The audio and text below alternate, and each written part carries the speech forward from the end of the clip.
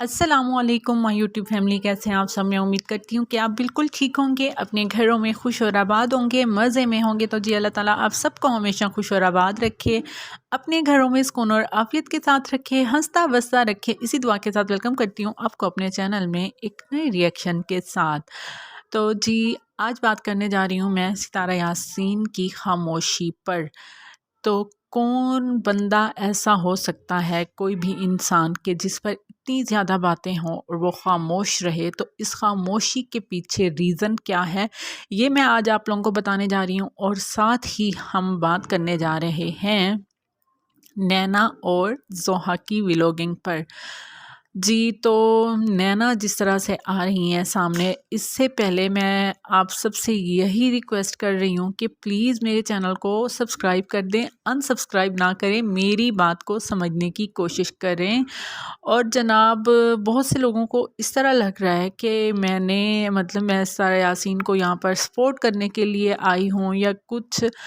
तो मुझे जो चीज़ सही लगती है मैं वो आप सब लोगों से यहाँ पर शेयर करती हूँ, अपना ओपिनियन सामने रखती हूँ और जितना मुझसे हो सकता है मैं अपनी बात को क्लियर करती हूँ। और अगर आप लोग भी जो हैं मेरे साथ इस बात पर मुत्तफ़िक हों तो प्लीज़ मुझे कमेंट करके ज़रूर बता दिया करें। इस तरह अनसब्सक्राइब मत किया करें। सबसे पहले तो ये कि शुक्र है अल्लाह का कि नैना बीबी को होश आ गया, शायद उस तक मेरी आवाज़ पहुंच गई कि एक नेल पेंट उतार कर कोई मुसलमानों वाला कोई इंसानों वाला उसने गुस्ल कर लिया, ठीक है ना। उसके बाद जी एंड सीज़न सेल तो ज़ाहिर है पूरी दुनिया में इस टाइम चल रहा होगा, तो उसको भी पता चल गया कि एंड सीज़न सेल जो है वो यहाँ पर लग चुकी है। तो इसीलिए वो भागम भाग अपना पूरा टोला लेकर गई सिर्फ विंडो शॉपिंग के लिए। जी विंडो शॉपिंग इसलिए मैं कहूँगी कि क्योंकि जितने ज़्यादा उसने ड्रेसेस ट्राई किए हैं या जितना ज़्यादा वो मॉल घूमे हैं, तो उसमें से सिर्फ एक ड्रेस उसने ली है। वो भी यहाँ पर मैं आप लोगों के साथ शेयर करती जाऊँगी, क्योंकि वो जो ड्रेस उसने अपने लिए चूज़ की है, तो जिस तरह का उसका फ़िगर है, यहाँ पर पूरी दुनिया को आप अपना फ़िगर दिखा रहे हो, ठीक है ना। ऊपर से आप ये कहते हो सबके सामने आकर कि मैंने जितने भी गुनाह किए हैं, मैंने जो कुछ भी किया उस पर मैं माफ़ी मांग चुकी हूँ, मैं उस पर जो है वो तौबा कर चुकी हूँ। तो माफ़ी और तौबा के बाद ये मतलब नहीं होता कि अगर आपने अफेयर्स चलाना बंद कर दिए हैं, ठीक है ना, अगर आपने गैर आदमियों के साथ अफेयर्स चलाना बंद कर दिए हैं और उसके बाद आप कहो कि बस और मैं जो कुछ मर्ज़ी करती रहूँ वो मेरी अपनी मर्ज़ी है, तो ये बहुत ही गलत यहाँ पर आप दुनिया को सिखा रही हैं कि एक गुनाह के लिए इस तरह का ही गुनाह जिसकी आप तौबा कर रही हैं और दूसरी तरफ आप पूरी दुनिया को अपना फिगर दिखा रही हैं। मैंने पहले भी इस पर बात की थी कि ठीक है अल्लाह की बनावट है, जिस तरह से भी वो बनाए, लेकिन औरत का जो जिस्म है, उसका जो फिगर है, वो स्पेशल जो है उसको ढांपने का हुक्म है। आप जिस तरह से यहाँ पर आकर दिखाते हो ख़ुद को और जो ड्रेस आपने यहाँ पर चूज़ की है अपने लिए, तो उसमें देखो कि आप कितना ज़्यादा आपका फ़िगर उभर कर आ रहा है और आप कितना उसमें बुरे लग रहे हो। मतलब जो है एक चीज़ आपको इस तरह अल्लाह ने बनाई है, उसको आपको छुपा कर रखना चाहिए। उल्टा आप ऐसा करते हो कि पूरी दुनिया को अपना सब कुछ दिखा रहे हो, ऊपर से फिर आप ये कहते हो कि मैं जो है वो तौबा करके बैठी हूँ, मैंने जो कुछ भी किया उस पर मैं अल्लाह से माफ़ी मांग चुकी हूँ।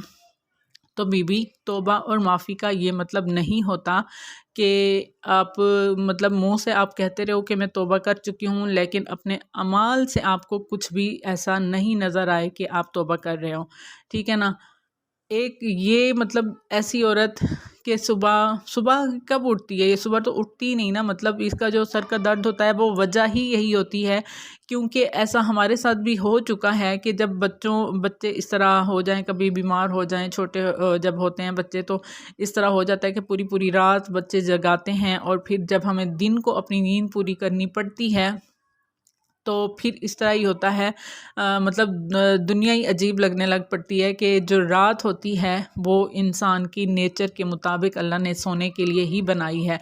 और जब रात को 3-3 4-4 बजे तक कोई भी इंसान जागता है तो फिर उसका इस तरह ही होता है। दूसरा, जो ये नशा करती रही हैं मुसलसल, मतलब ये नशा खुद ही ये यहाँ पर बता चुकी हैं कि नशा करती रही हैं। मेरे ख्याल में ये मेडिसिन जो है वो उस चीज़ की ले रही हैं कि इनका अभी भी देखें सर का दर्द नहीं ठीक हो रहा, पता ही नहीं है कि इनको है क्या, किस चीज़ की ये दवाइयाँ ले रही हैं, कोई पता नहीं। और मैं यहाँ पर यही समझती हूँ कि मुझे लगता है कि जो ये पीछे जो जितना भी ये नशा करती रही हैं, हाँ, उसके ये एंटी मतलब ले रही हैं, उसको ख़त्म करने के लिए ये मेडिसिन यूज़ कर रही हैं, जिसकी वजह से इनका इस तरह से मतलब बुरा हाल होता है। और रातों को ये पागलों की तरह जागती हैं, आधी आधी रातों तक ये आवारा लोफर लड़कों की तरह मतलब ये करती हैं। और जो इसका हस्बैंड है, मतलब मुझे समझ नहीं आता वो इसका हस्बैंड है भी सही या नहीं है, क्योंकि उसमें ज़रा सी भी कोई गैरत नहीं है, थोड़ी सी भी गैरत नहीं है कि कोई भी मतलब कि हस्बैंड ऐसे होते हैं ना कि किसी एंगल से भी तो लगते हैं ना कि थोड़ा सा रौब ही दिखा दें या कुछ पागलों वाली ये हरकतें करते रहते हैं। और इसको ये कहते हैं कि व्लॉगिंग।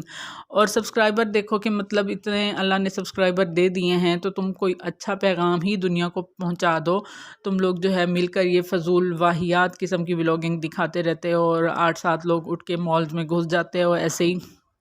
खैर वो तो आप जा ही सकते हो, इसका तो कोई मसला नहीं, हर इंसान जा सकता है। लेकिन वहाँ जाकर आप जो छिचोरी हरकतें कर रहे थे, दुनिया को दिखा रहे थे, तो उस पर तो बस रिएक्शन देना बनता ही बनता था।